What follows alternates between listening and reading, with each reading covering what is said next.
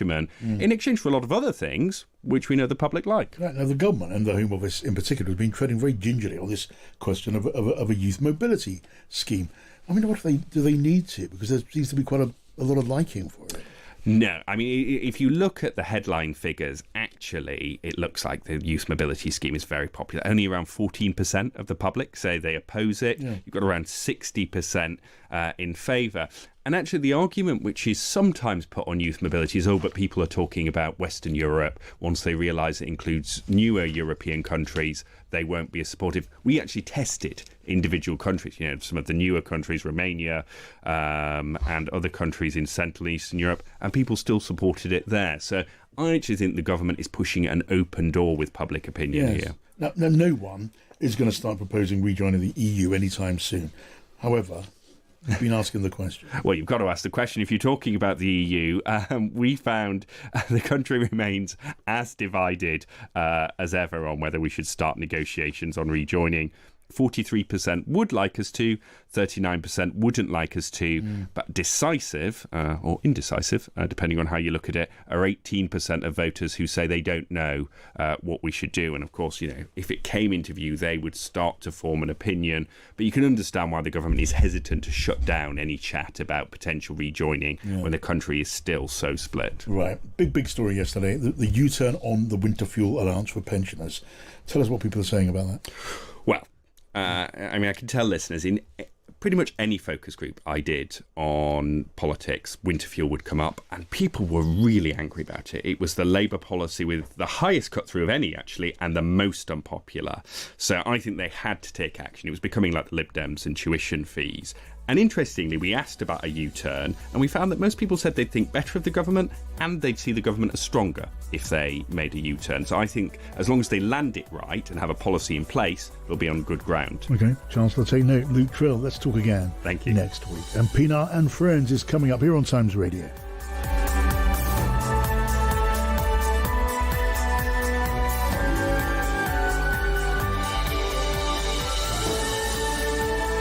Across the UK, on DAB digital radio, online and on your smart speaker. This is Times Radio, the voice of the Times. 6 o'clock, I'm John Pienaar. Welcome to Pienaar and Friends, which tonight is the political strategist and advisor Joe Tanner and Kevin Schofield from the HuffPost UK. And you are with us, very happy to say. You can see us too if you want to plug into Times Radio's YouTube channel. Send us your thoughts, send me a text in between, and we can chat after the news with Stuart Willey. John, thank you. Good evening. Teachers and doctors in England and Wales are getting a pay rise. The independent recommendation of 4% has been accepted by the government, although the largest unions for both professions are threatening strike action. The National Education Union says it's unhappy that existing school budgets will be used to fund some of the salary hikes. That's angered the Conservatives as well. But Health Secretary Wes Streeting says public sector workers are getting above inflation pay rises. We think these staff deserve this pay rise. They've had years of underpay under the Conservatives, and unlike them, this Labour government is investing in our frontline workers, investing in our public services as we turn Britain around and deliver the change that people voted for. The Justice Secretary has confirmed 20 prisons will pilot chemical castration for sex offenders in England and Wales. Shabana Mahmood also says the medication may become mandatory as part of her plans to tackle prison overcrowding. Those include some criminals serving just a third of their sentences, while the government will increase funding for probation. Martin Jones is the Chief Inspector of Probation. He told Times Radio rehabilitation services are already under huge pressure. The top priority has to be ensuring you protect the public, ensuring you understand the risk of the people that you're managing in the community, to ensure in particular domestic abuse is tackled, identified and managed well in the community, and then it is delivered locally by local leaders, and we hold them to account for their performance. If we can do that, in reality, you will see lower reoffending rates, you will see fewer victims in the future. An Israeli minister has accused the leaders of the UK, France and Canada of emboldening the forces of terror. Amichai Chikli made the comments after 2 Israeli embassy staff were shot dead outside a Jewish museum in Washington, D.C. The Shadow Foreign Secretary Priti Patel has told Times Radio the joint statement on Israel's conduct in Gaza was unhelpful. What they did provoked a reaction from a terrorist organisation that I thought was completely unhelpful, actually, at a time when people are dying, And all our focus should be on finding practical measures and solutions to get aid in and support to alleviate suffering. Downing Street insists a deal to pay Mauritius £101 million a year in order to operate a military base on the Chagos Islands is in the national interest. The UK argues failing to act would have paved the way for other countries to set up positions there. Chagosian campaigners have promised to fight, though, to retain British citizenship after the territory's sovereignty was handed over. Police in London say live facial recognition cameras helped them detect a registered sex offender with a 6-year-old girl. 73-year-old David Chellener collected the child from school as a favour to her mother, who had no idea about his offending history. Publication of the findings of the public inquiry into the actions of nurse Lucy Letby have been delayed until early 2026. Lady Justice Thirlwall has been examining how Letby was able to commit her crimes on a hospital neonatal unit. It had been due to publish in November. Remember, for news when you want it, subscribe to our podcasts, The Times News Briefing and The World in 10. Across the UK, on DAB digital radio, on the free Times Radio app, and via your smart speaker. Pienaar and Friends on Times Radio with NatWest Cushion. It is great to have you with us on Pienaar and Friends, and our good conversation in good company, which tonight is the very good companion Joe Tanner, political strategist and communications advisor. Hello, Joe. Hello, John. Lovely to see you. And Kevin Schofield's back, the political editor at HuffPost. Hello to you, Kevin. Hi, John. Let us start with you, Joe. What is your thought for the day? Well, my thought for the day is something that Kevin and I were talking about outside that he's going to talk about, which is about the fact that a year ago the election was called, and Kevin can talk a bit more about that and where we've got to since. But today we've had numbers out around the immigration figures to show what's been going on with regards to numbers of people coming into the country. And straight away, for the first time, the Tories have had something to crow about because they were making some progress. Yeah. And it sort of ties into the fact that Kevin was going to talk about the election being called, and everyone disputed whether that election should have been called when it was called. And lots of the theory behind it being called was because Rishi Sunak was worried about what was going to happen to the immigration figures over the summer. So it just struck me that it was the first time I've seen the Tories quite energised, thinking that they had something positive to say about their time in office. What I thought was interesting about it as well was that James Cleverly, obviously, who was Home Secretary at the time, he put out a video taking all the credit personally, and I just wonder, with Kemi Badenoch obviously struggling, the Tories now in fourth place in the opinion polls, is this James Cleverly just sticking a hand up saying, don't forget me, remember, you know, I'm the guy, I brought down immigration? That's a big, obviously, argument for voting reform. This is reform's big thing about we would bring down immigration. Cleverly saying, well, if the ball was to come loose from the back of the scrum, to coin a phrase, maybe he might throw his hat into the ring. But did you also see that one Robert Jenrick, who had been the immigration minister, also was trying to muscle in on taking credit as well? So you have two of those people from that pack that have been vying for the job, using the opportunity of those figures to kind of just make a point or two today, which I thought was very interesting. Yeah, these figures are very hard to swallow if you are a Conservative. The latest more in common numbers here. Reform on 30%. That's 8 points lead over Labour, 9 points lead over the Conservatives. At the same time, another pollster has got Kemi Badenoch in dead last place among the main party leaders for approval. And as far as recognition of the shadow cabinet, I think in one particular poll, I think nobody recognised anyone. And that's the funny thing about the leadership question. When people talk about the leadership and who's going to replace Kemi, most people say they're not impressed by anyone on the front bench that the Tories have got. Yeah. So it's kind of, well, who is the person? There's one name comes up, but he's not even an MP anymore, and that's Boris Johnson. And one Kemi Badenoch would have to make a decision about letting him back in. So this is where we start having those conversations about who's on manoeuvres. I mean, I talked to Priti Patel earlier on and tried to, goad her into saying something indiscreet. I said, Priti Patel, I've known you for years. You're a pretty sharp tool in the box. Maybe you're the solution to the problem. She just said, thanks for the encouragement. Had more sense than to bite on that one. But, people are being watched, aren't they? People are, and, I think the consensus probably still is it's far too early. She's only been leader for 6 months. Is that still there when you look at these numbers? Yeah, I think still just about, not as strong as it was, but I think people still think it would just look ridiculous to the general public if the Tories were to go through another leadership election. That won't put the Tories off. It would be, well, that's true. They have this keen survival instinct, and I think it has shifted a little bit. I mean, I always thought that she would get until next May, and that's what Tory MPs were saying to me. She would get until next May, the local elections, and if that goes badly, you've had 18 months, it's not gone well, thanks very much, but maybe it's time to move on. But now I'm beginning to wonder whether that's the case. I think slightly differently in that I think the reality of the situation is that you are more likely to have people on manoeuvres around the Prime Minister, because you have a moment where you look and you say, if I go for it, I'm going to be the Prime Minister. But if you look at the opposition, well, if I go for it, I'm going to be the leader of the opposition who are tanking.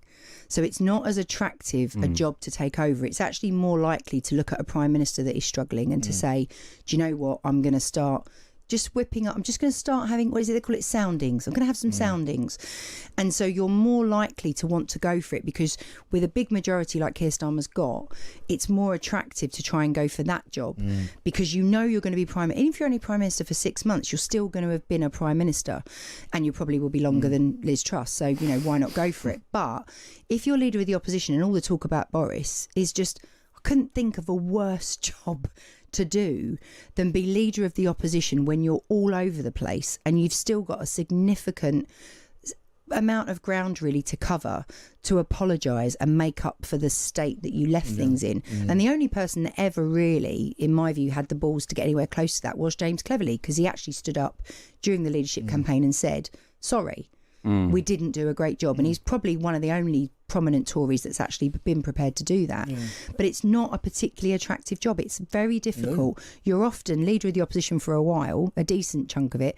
If you're not going to win the next election, so why would you go for it? Because you're not going to be PM. There's no way that they could turn things around. They're so far behind that actually all you're doing is sort of stemming the bleed. So it is a case of when do you make that choice to go for it? And I think a lot of people are just sitting it out to let her get on with it, because you want to do it when the money's going to roll in. You want to do it when you know you can make a difference, and that's a tough job right now. I was talking to Anthony Seldon, the highly respected contemporary historian, who's written the book on Truss, on May, on Johnson, on a lot of them pretty much.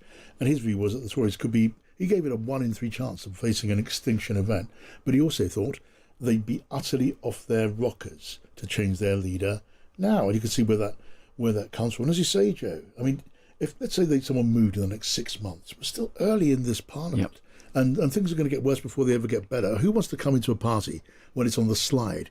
You want to maybe come in at the bottom when you've got a steep climb, but at least a climb in the right direction. Right now, you start getting blamed for everything that's still to go wrong. And it's almost like turning up with a bit of kitchen roll when there's like a major trauma accident. Like you can't make things better. You haven't got the tools. You probably haven't got the skills. You actually don't have a lot of great people to put around you. And the worst thing is when you are in opposition, if you don't have big numbers in terms of people and support, you're actually skint. And the problem with that is it's incredibly difficult to get the support that you need, the researchers, the policy might, to be able to challenge the government effectively.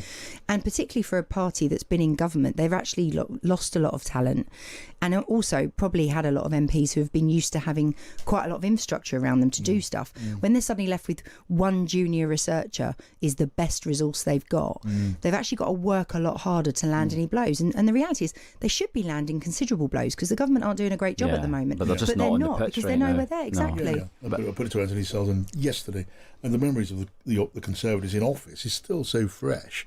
You can't be the protest vote, and you're still suffering the pain of incumbency. You can't be an alternative government, so you're sort of caught in a kind of hostile cross currents, like George Clooney in A Perfect Storm. Nowhere to go but further down. What is your thought on it? Well, as Joe mentioned earlier, believe it or not, it is 12 months to the day, almost to the minute actually, since Rishi Sunak called the general election last year. I remember it so well. Him standing there soaking wet, poor wee soul in his drenched suit, and I just think of how things have changed in 12 months now. For the worse. Well, for the worse, yeah, for all the of weather's us. better. Not just for the Tories, for Labour as well. You know, The weather's Labour, all right today, Labour but- won the election. Everyone expected them to win Getting it, caught in the rain was the high point. Yeah, exactly. and they won it well. But now look, here we are, 12 months on, and we've just been discussing reform, 8 points clear in the opinion polls. No one could possibly have foreseen that coming. Labour's honeymoon, such that it was, lasted about 5 minutes. Keir Starmer, it's interesting what you said earlier about, you know, the post of Prime Minister is obviously more attractive than being opposition leader. I spoke to one Labour peer earlier today, a loyalist, very much a loyalist, who said that he can absolutely see a situation where Keir Starmer's not leader coming the next general election.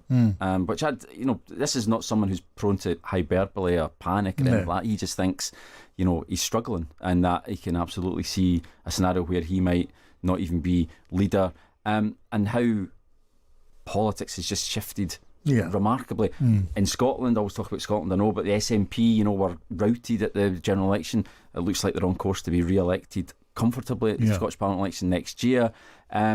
Politics has just been completely turned on its head ever since Rishi Sunak called that election last year. And the polls are tough for Labour, no doubt about that. But there's such a difference between the two parties, between Labour and the Conservatives. The Conservative Party still have that, you know, that sort of sharks in a feeding frenzy instinct, which comes out, you know, once in a while. The Labour Party's used to getting rid of leaders, even if they think they're a bad deal.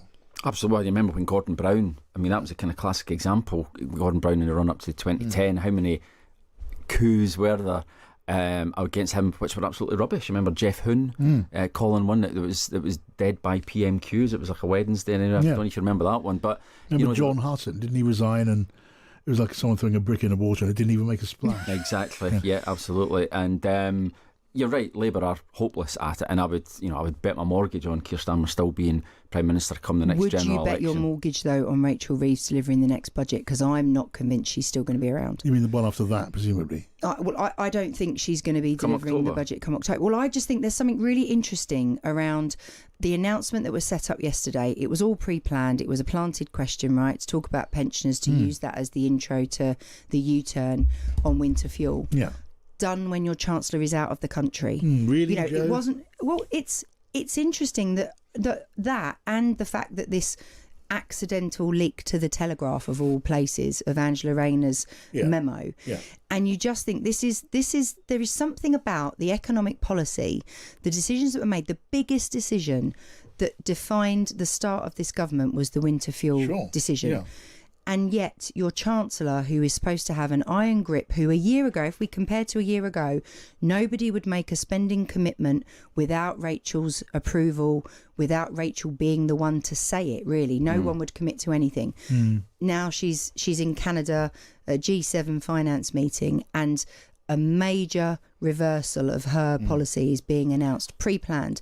I just think there is a real challenge that at some point, if you want to if he's been ruthless, right, with his own team, so is he going to be ruthless with the cabinet as well? And is it that in order to change direction and to say we've really listened, is it that he's going to have to reshuffle that pack? I've got to say, I cannot follow you down that path. No. And there's two different things. Sorry, John, I'm told that she was very much on board. In fact, I'm told that she was pushing for the policy to be changed. I'm told that she was very much behind it. But then why wasn't she the one to sell it if she really wanted it? Because they wanted it to land with a bang, and the way to do that is in the mouth of the Prime Minister.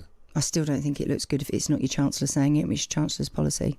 I just think that undermines her massively. They're joined at the hip politically. Yeah. If the Chancellor were to go down, it would mean, so I'm mixing my metaphors between being joined at the hip and all sorts of other things.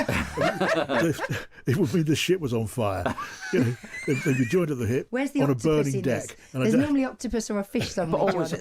But also, who else would do it? You know, who's McFadden.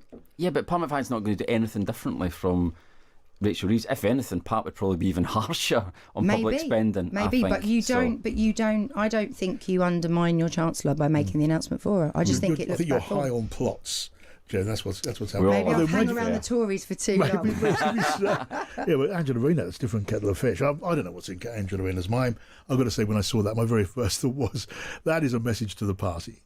Absolutely. I mean, it's obviously they've denied it, our people have denied it, but it read very much like this has been, well, one, it's been written to be leaked and leaked by her as a message, as you say, to the left of the party, which is denied, we should say, which he has denied, because you just see who came out and supported her. John Trickett, Diane Abbott. It's the left of the party loved it. Tax the rich, fantastic. This is what we're all about, and it just felt like a little message, a little nod to the backbench to say, look, I've got your back. I'm in here. Don't forget me when the time comes. All right. Okay. Let's move on. Lots to talk about, including today the public sector pay news, which is a big story, one way or the other. It can go. I was going to say in both directions. It can go in both directions. We can see one group of workers falling into line while another very important group of workers do not. Let's talk about that in just a minute. This is Pienaar and Friends on Times Radio in association.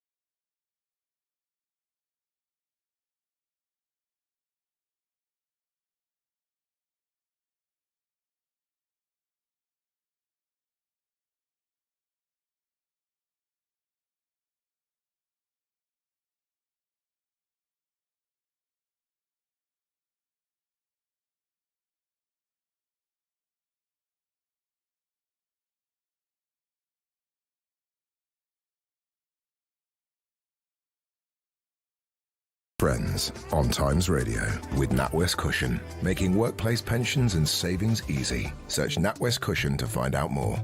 Now, if you want to listen to us on Times Radio in your car, that you can download the free app. It comes with Apple, CarPlay, Android Auto, and you can connect it to your car, play live radio, podcasts, catch up on all the last 7 days. Good idea. I suggest head to the Apple App Store or Google Play and you can download it there now. Let's talk now a bit about the big story today, the public pay recommendations and the offer from the government. I was talking earlier on to Professor Philip Banfield, chair of the BMA, the doctors' leader, the BMA Council. He told me doctors were disappointed, and that's putting it mildly, with the pay rise.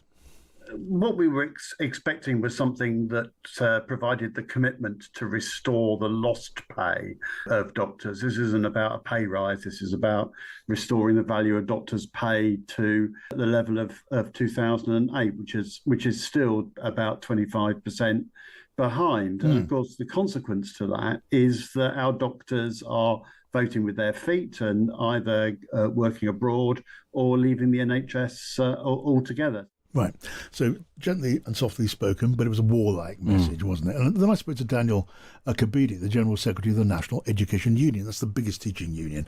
And he told me how teachers were taking the news. Broadly, I think our members will be satisfied, not overjoyed at the 4% pay award.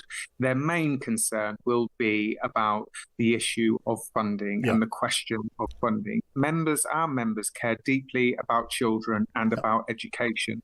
And that will, the prospect of further cuts in education will not be something that they wish to witness. So Daniel Kabidi then talking to me earlier from the National Education Union. And I talked to Pat McFadden, the aforementioned Pat McFadden, Cabinet Minister, who made the very obvious point that finding money for pay rises was a tough task. Of course we want more And, I'm not surprised they're asking for more. And, the job of the Chancellor is people ask her for more every day on all sorts of fronts.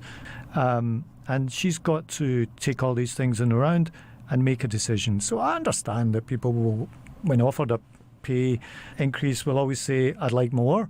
But I hope that they take a step back, consider that these rises are going to be supported by the government, they've been recommended by the pay review bodies, and see that this is a government that does want to reward public sector workers in a fair way, because we believe in public services and we want good quality public services, and we understand that the workforce is a big part of that.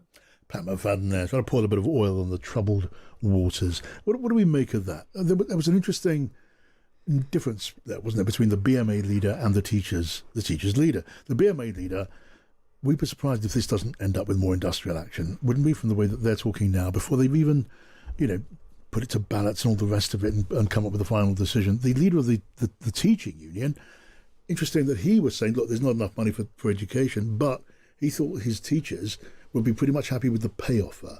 Now that is just a small shaft of light, I think, for the likes of Pat McFadden and especially the Chancellor. Yeah, I think you're right. I think the doctors' unions gave the government the benefit of the doubt last year when they came in. They settled the strike last year, but at the time they said, look, this is a good first step, but what we want is full pay restoration to 2008 levels, which is, as he said, was still something like 25% more than they're on at the moment in real terms. Now, this pay offer obviously clearly goes nowhere near that. There's no way the government could possibly afford it.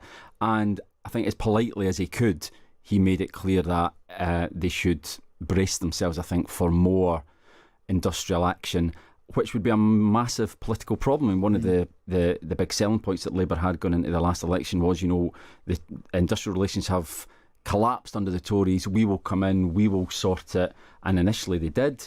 But if they find themselves 12 months down the line back to square one with the junior doctors going back out on strike again, then that's a massive problem for them. And they've been telling us that, they've created these many more appointments. They've actually they've been talking about the figures, saying that they've had improvements under a Labour government already, which then means there is a baseline that should there be strikes and things go backwards, there are actual numbers to there's a level to track from, which is, the Tories blamed strikes a lot on the fact that the NHS had got to where it had got to. And quite frankly, Labour didn't really give them much benefit. They didn't really give them the benefit of the doubt around that. They just said, well, it's your fault, you haven't sorted the industrial relations. And so the baseline is there because Labour have been crowing about it. So there is therefore a challenge. What's interesting is the language that the BMA had used. The spokesperson said about what doctors or what health workers were expecting, which suggests that they thought something different was coming. The language I thought was interesting. To say expecting would either suggest that there was some sort of agreement or indication given last year, or that they really were caught out by where they ended up in this settlement. It's also a tough one. It's a tough settlement in terms of the numbers, but I also find it quite astonishing that different levels, different jobs within the NHS, you get a different settlement. And it's, we keep kicking the care workers who, where do they sit in this? You've got doctors that are on one rate, which is with their consolidated payment of £750, it works out about 5.4%. But then porters, nurses, health visitors, midwives and cleaners end up on 3.6. So there's a sort of two-tier being created, another two-tier care accusation, but there's two tiers within the NHS, which when we're talking about a crisis in the care system and we're talking about needing care workers more than ever, well, how does that get reflected in those numbers? Yeah. Now, the doctors, the BMA are saying, well, they want us to get back to where they were. They keep insisting they don't want a pay rise. They want to get back to where they were in 2008. That would still mean 25% of a pay hike. No one remotely imagines that was ever going to happen in this pay round. Not the BMA, not anybody else. But they were clearly hoping for something significantly bigger than this. And it looks as if they were just hoping for too much. Wes Streeting can't do it. Rachel Reeves is not going to do it. It's going to come down to a fight, sadly, and this is while they've been making some progress on weighting this. What I wonder is how that plays politically. I mean, who are the public going to side with on that? Well, history would suggest that they tend to side with the doctors rather than the politicians, and it would be ironic, wouldn't it? You would end up with Labour ministers probably parroting the same lines that the Tories did at the time. If the waiting times start going up again and start going in the wrong direction, they'll turn around and say, well, this is because of the strikes, which is exactly what Labour criticised the Conservatives for saying before the general election. So yeah, it is a massive problem because, again, I was speaking to someone earlier who was saying probably the only person in the cabinet who can look back in the last 10 months and say they've done a good job, they've made real progress, is Wes Streeton. There have been improvements in the NHS, and this has the potential to come in and just blow that out of the water. And you're doing it at a time when you're relying on doctors. Part of the policy sort of plank that Labour came in with, was about doctors working different hours, being able to get more appointments at the weekends. There are sort of some structural changes to contracts that are needed to enable that to happen. But you've also got the signal about the profession at a time when you're looking at bringing in AI to do jobs that doctors themselves would be doing. So what does that say about the profession? What does that do to youngsters that are thinking, do I want to go and study medicine or shall I pick something else?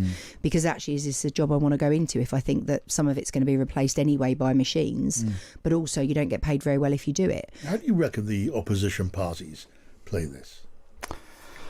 Well, it's difficult for the Tories, isn't it? Because, it's only 10 months since they were in exactly the same position and they don't have a record to run on. They can't defend because the relations with the unions were at rock bottom when the Tories left, and it would be quite rich, really, for them to turn around and say to Labour, well, you've got to settle this. You've got to sit down with the unions and sort it out, because that's precisely what Labour were saying to them and what the Tories did not do when they were in government. So I think it's difficult for them. Reform, I suppose, they're still in the luxurious position of being able to promise everything to anyone now. But something, they have to say something.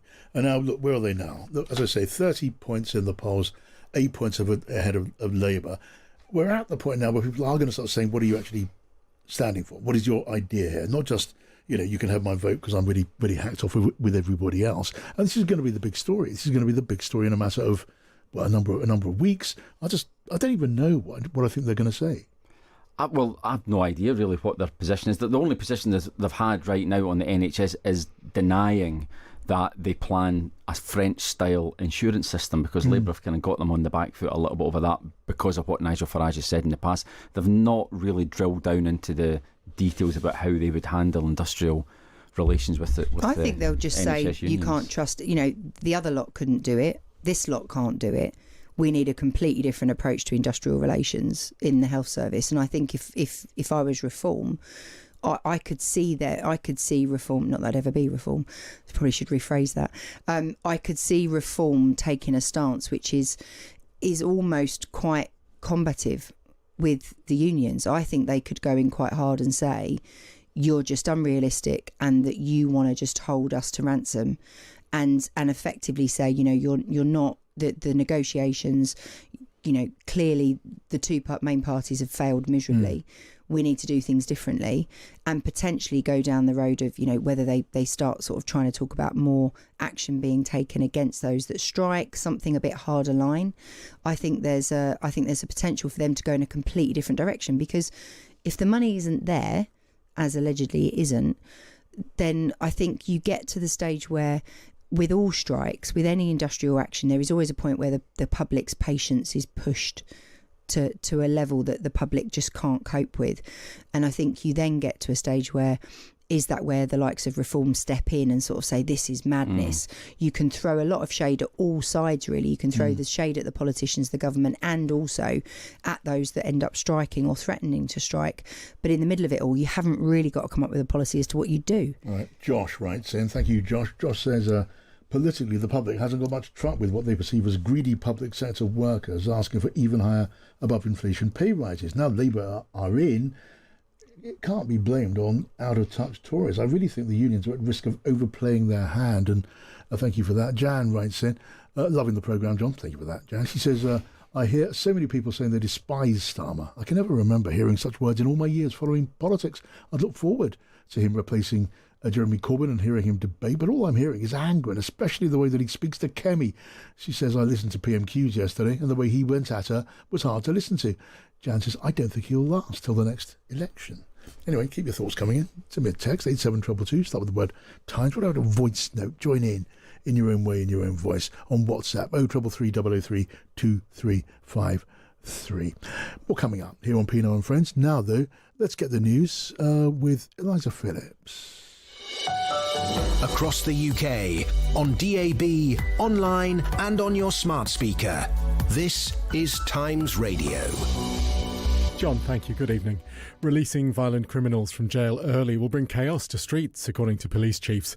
In a private letter to the Ministry of Justice, the National Police Chiefs Council warned they don't have enough cash to monitor criminals who are set free after serving just a third of their sentence. Former Conservative Justice Secretary David Gauke carried out the review for the government that's led to the change in policy. In a normal case where people have behaved, you have a third which is going to be in custody. A third of your sentence is going to be in the community, but very closely supervised. That may well mean an electronic tag. It may well mean curfews. It may well mean detention at home. The largest teachers and doctors' unions have signalled they could take strike action. It's despite the government accepting an independent recommendation of a 4% pay rise in England and Wales. Conservatives say they should be given credit for an almost 50% drop in net migration last year. It fell from 860,000 to 431,000. But the Home Secretary says Labour's bringing it down after it quadrupled in the last Parliament. A large fire at a maternity hospital in Bristol has seen pregnant women and babies taken out of the building. Avon Fire and Rescue Service say the blaze at St Michael's Hospital is now out. And police have arrested a man in North Wales on suspicion of putting Hollywood films online. It's understood 2 movies were leaked before their release date. For a roundup of the news on demand, find the Times news briefing on the Times Radio app.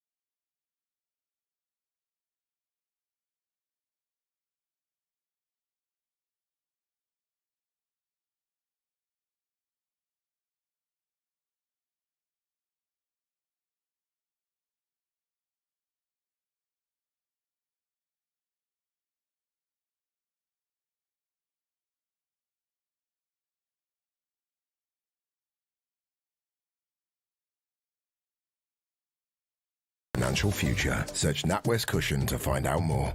Here we are with Pienaar and Friends on Times Radio, sitting with me, Joe Tanner and Kevin Schofield from HuffPost UK.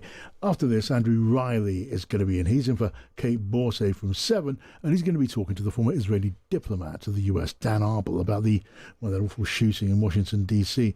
And the former prison governor, David Wilson, is going to be sharing his view on today's sentencing review, which is what we're going to talk about now here on Pienaar and Friends. It was published this morning. An awful lot of reaction and debate now caused by that. I was talking earlier to Lord MacDonald, who's the former Director of Public Prosecutions. He said it was moving in the right direction, but he did have doubts about the ability of the probation service to keep pace.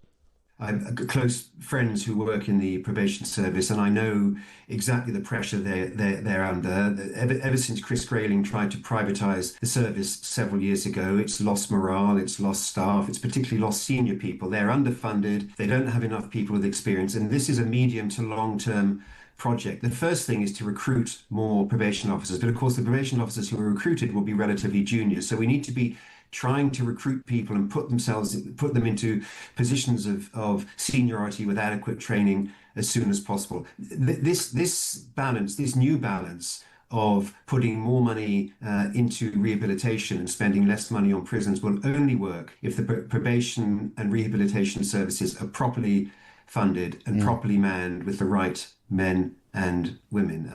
It's Lord MacDonald there, the former Director of Public Prosecutions, talking to me earlier. And I spoke to the Chief Executive of the charity Refuge, which supports domestic abuse victims.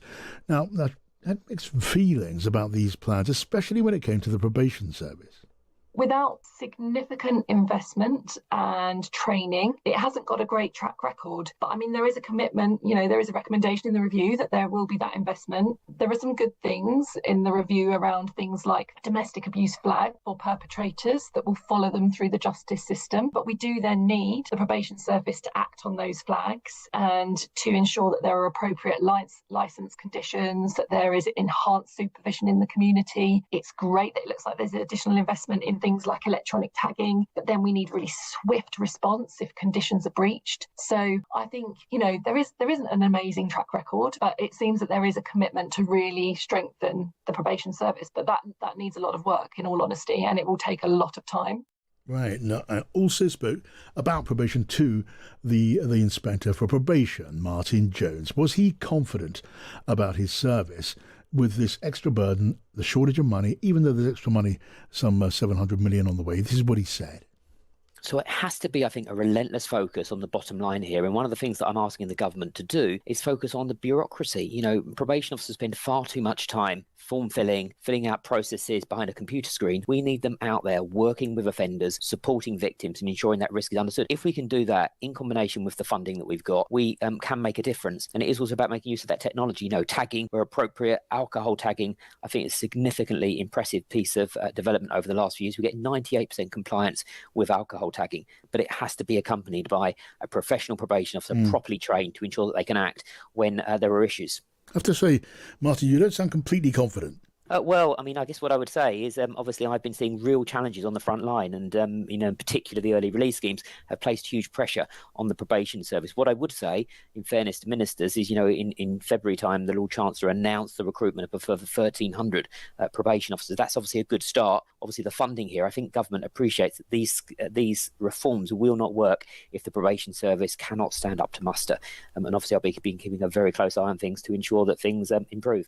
And we all will. Such a weight of responsibility now on the probation service and the government's hopes of getting that service into much better shape.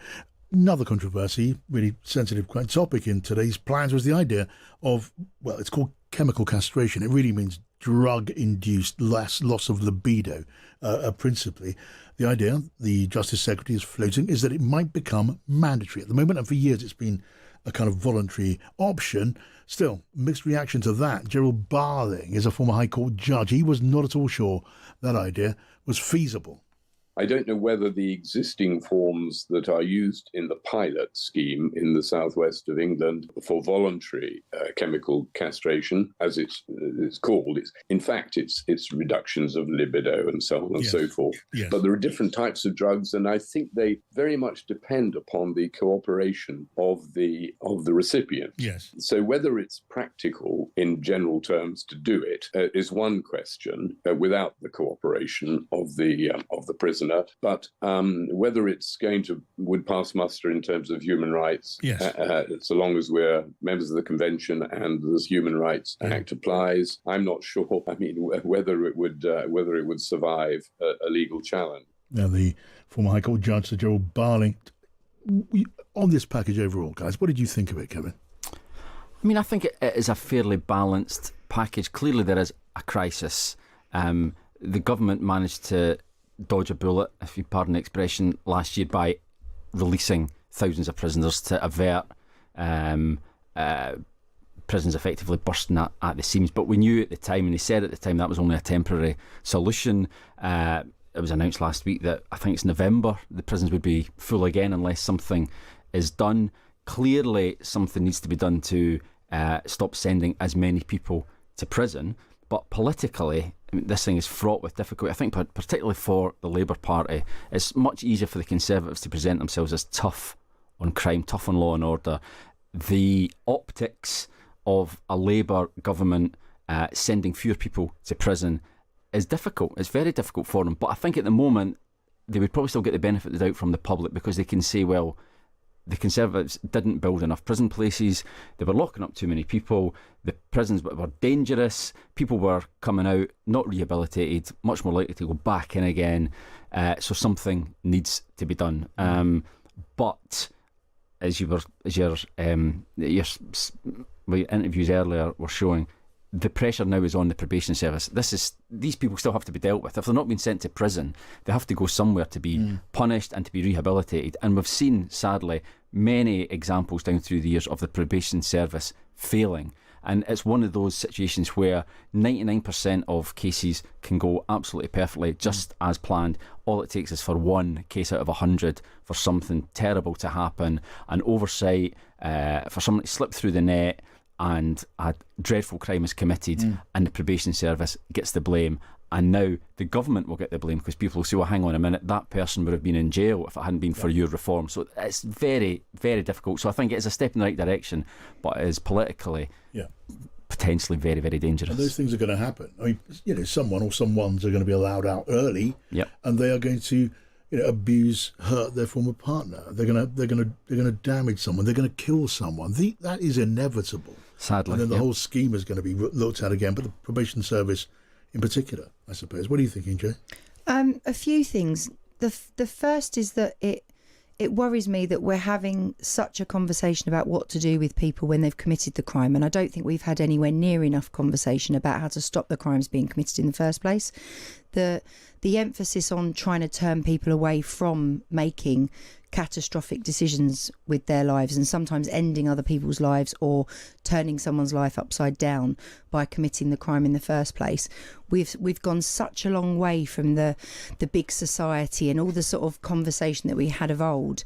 I remember, working on Boris Johnson's mayoral campaign in London, and we focused heavily on how to turn youngsters away from making some really serious mistakes, committing serious crimes, getting into gang culture, stabbings, shootings, all sorts of stuff.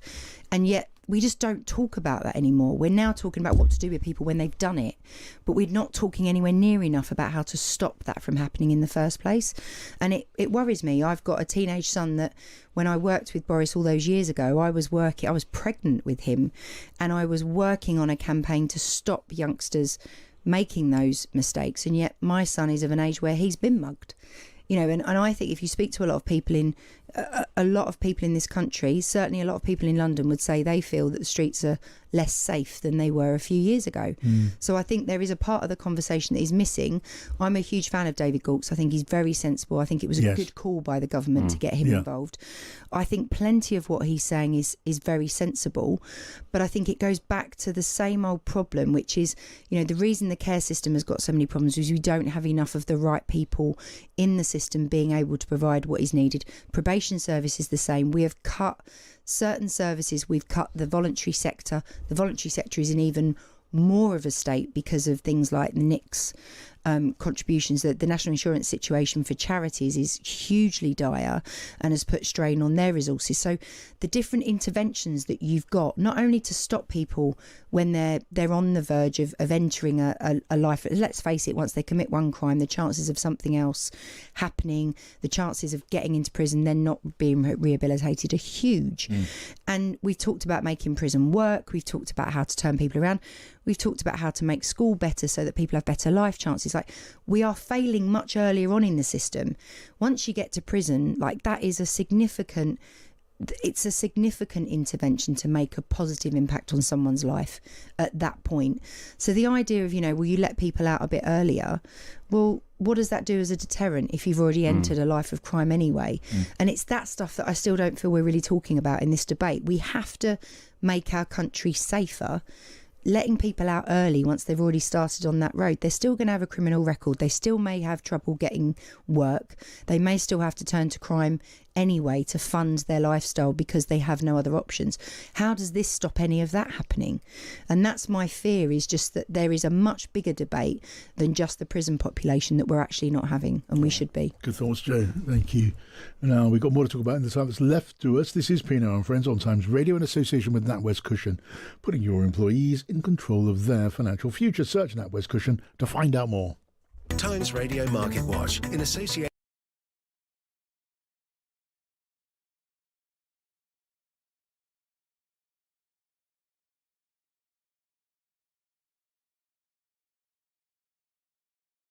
portfolio.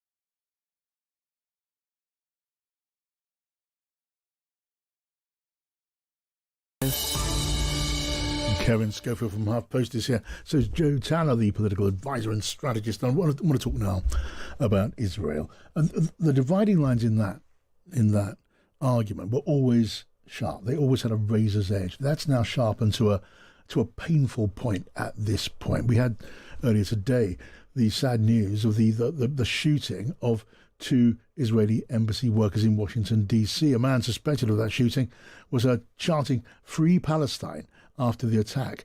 Well, now the Israeli Prime Minister Benjamin Netanyahu has released a video just in the last few minutes. Here's some of that.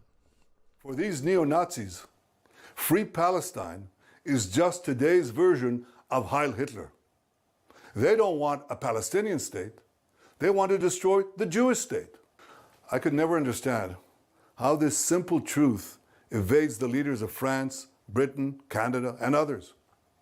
They're now proposing to establish a Palestinian state and reward these murderers with the ultimate prize. Well, for 18 years, we had a de facto Palestinian state. It's called Gaza. And what did we get? Peace? No. We got the most savage slaughter of Jews since the Holocaust. You won't be surprised to learn that Hamas thanked President Macron and Prime Ministers Starmer and Carney for demanding that Israel end its war in Gaza immediately.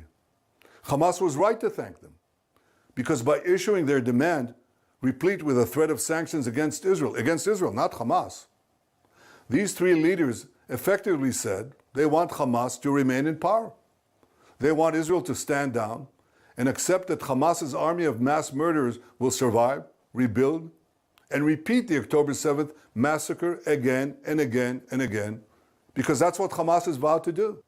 I say to President Macron, Prime Minister Carney, and Prime Minister Starmer, when mass murderers, rapists, baby killers, and kidnappers thank you, you're on the wrong side of justice. You're on the wrong side of humanity. And you're on the wrong side of history. Benjamin Netanyahu speaking just in the last few minutes. I mean, Joe and Kevin, my goodness, there is the Israeli Prime Minister. Obviously, everyone decent would share the sense of horror of the killing of those 2 young people in Washington, D.C. But he's there accusing Keir Starmer and the leader of Canada, the leader of France, who called for an end to the Israeli military offensive and said they were ready to back that up. End the blockade was the message from those leaders, or face further sanctions. And here tonight is the Israeli leader saying that Keir Starmer and those other leaders are in effect siding with Hamas, that they wish to see Hamas rebuilt and regain its foothold and its power in Gaza, which is a quite extraordinary thing to say. The word I was going to say myself was extraordinary. I mean, it really is. I mean, I think what the comments of David Lammy the other day in the Commons were remarkable as well, to come from a British government minister. Britain obviously has been a staunch ally of Israel for many, many years, not least in the wake of October the 7th. But clearly there is a feeling now in Downing Street that Israel have gone too far, that what is happening in Gaza now is beyond the pale. And this is the response from Benjamin Netanyahu. absolutely coruscating. I mean, those comments are going to require some sort of response, obviously, from Keir Starmer. There needs to be very carefully chosen words, I think, try and dial down the rhetoric here, because, you know, as you say, John, there are very serious accusations that Benjamin Netanyahu is saying, effectively placing Britain, Canada and France on the side of Hamas, which is, you know, a real ramping up of the rhetoric. I mean, there is no dispute, is there, among decent people, that the crimes of Hamas on October the 7th were beyond description. It was an abomination. It was murderous. It was foul. No dispute about that. And now we hear this from Benjamin Netanyahu. To be clear, there is a very wide current of opinion that says that Benjamin Netanyahu is using this war in Gaza, the onslaught in Gaza, as a means of prolonging his grip on power in Israel. It's an ugly allegation. It's now very, very widely held. And now when you hear what was said by the Israeli Prime Minister this evening, he is deepening and poisoning the line between Israel and its former friends as well, including this country, Canada, France, who have been staunch friends of Israel from the very beginning. Keir Starmer got into a lot of political trouble at the beginning of this conflict by siding some of his own side thought far too clearly and unambiguously with Israel. And now look at what's happening. And what can you say about that? The relationship between Israel and so many of its former friends now is getting into a very, very dark place. And I think that's the problem, is that the way that Israel, the way that really Netanyahu has been behaving is to sort of say you have to choose that if you criticise what I am doing, that means you're siding with the other side, and that's what he's making this into, rather than recognising that maybe his reaction now is going too far. He will not sort of take any of that criticism on board, and instead saying that if you criticise me, you are therefore siding with Hamas, which is clearly not the case. That is not the case in terms of the stance that many have taken around the world. Many have probably been trying to still defend the actions that Israel have taken for probably longer than they maybe felt comfortable doing so. But it's clear that he's not listening to any reason on this whatsoever. And therefore he's sort of launching these attacks now at other world leaders to suggest that the fact that they are lining up to suggest that perhaps this is too far now, more should be done to help the people in Gaza, which is people care about the fact that there are innocent people in the middle of all this. It is a really ugly conflict. It is something that has tortured the region for decades. I mean, it is a really awful thing that we're seeing played out, and actually, I mean, we're not even seeing it fully played out because of the fact that you can't get journalists into the area. So, you know, there has been this incredibly difficult situation that people have found themselves in, but it is now becoming a sort of, I'm going to just attack you to sort of deflect from what I'm doing, rather than getting to any sort of sense of I guess any admission of he can't take the blame. He can't admit he's done anything wrong. He's backed into such a corner now, and his reasoning for doing it. It was awful what happened on October 7th, and it's been awful what's happened since. And it's very difficult for us sitting in a radio studio to put ourselves into the position that he and his people feel. But at the same time, I don't believe going to war with other world leaders is necessarily going to help him. Yeah, and it's his people. And it's difficult. I don't think any of us have got it in us. I've heard no one who claims they have an answer to the problem of Gaza. How do you find a way through that? What is the end point of this? What we are doing here now is calling up what we think is clearly wrong, arguments that are clearly fallacious. And I think it's reasonable enough to do that. As for the next bit, the difficult bit, what on earth do you do to try and sort this thing out? Well, it's just in a deep fog. Our listener, James, thank you, James, for writing, and James Thomas, if Israel doesn't destroy Hamas, says James, then Hamas will continue to control Gaza and threaten and attack Israel. There is no other way. And there are many people, James, who would agree with you on that. But against that, last night I was listening to another live broadcast from Benjamin Netanyahu, where he was effectively saying that Hamas had been destroyed, had been neutralised as a force. I mean, they are still there. When we see hostages released on the occasions that happens, we see Hamas fighters with their masks carrying arms. They're still present. That's not to say they're necessarily anything like the kind of presence or force that they were before? And might it not be possible, a question, not an answer to the question, to move past the ceasefire to some sort of way where you're at least looking for constructive steps instead of simply carrying on with the bombing and the killing? No, but I mean, Hamas have been crystal clear that the first chance they get, they want to commit another October the 7th and another and another. So you can absolutely see why Israel are taking the stance that they are. It's the way in which they are approaching it and the extent to which they are pursuing their military objectives, I think, which is worrying so many world leaders. What is interesting, I think, is that we've yet to really hear from Donald Trump what he thinks about this. I think that could be significant. Were he to come out and not necessarily side with Britain and France and Canada, but just criticise, no matter how mildly, what Israel are doing, that could make Netanyahu potentially rethink his strategy. But as for now, it doesn't look as if he's prepared to do that. Yeah, I mean, again, as in the case of Ukraine, we keep shifting our focus from the Middle East to Europe and over to the United States, because these things are just so interlinked now in just about any conversation. As in Ukraine and with Russia, Donald Trump in America is the only single power capable of making a significant difference. If anyone can, it has to be Donald Trump. And we wait to see when it comes to Gaza. He is someone that Benjamin Netanyahu, you'd think he would have to listen if Donald Trump speaks. And if he's speaking, it's not in a tone that we can hear here. So again, we're watching. If anything, on another big question in the same region, Iran. We're hearing now that Donald Trump, he's just again today saying that he thinks he's getting further in progress in talks with and about Iran. Meanwhile, Benjamin Netanyahu was saying again just last night, he said, look, he hopes for some sort of agreement on Iran's nuclear program, but failing that, Israel will act in its own self-defense. Now, I don't know what an attack on Iran by Israel without American collaboration even looks like. The weaponry needed, the technology needed, let alone the political leave to do that. That's a whole other complicated question. But maybe, are those leaders even in step now? I mean, who knows? Again, it's a bit of a fog. Well, and it does. I mean, this murder of this young couple was in DC. It's, if there was a reason for Trump to sort of really make a significant intervention, you would get that straight away.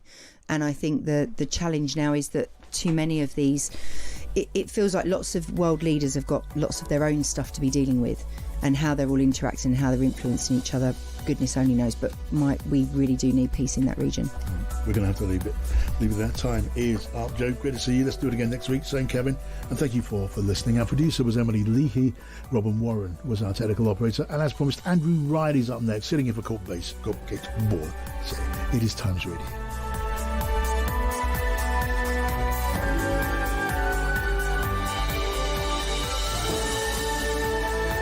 Across the UK, on DAB, online and on your smart speaker.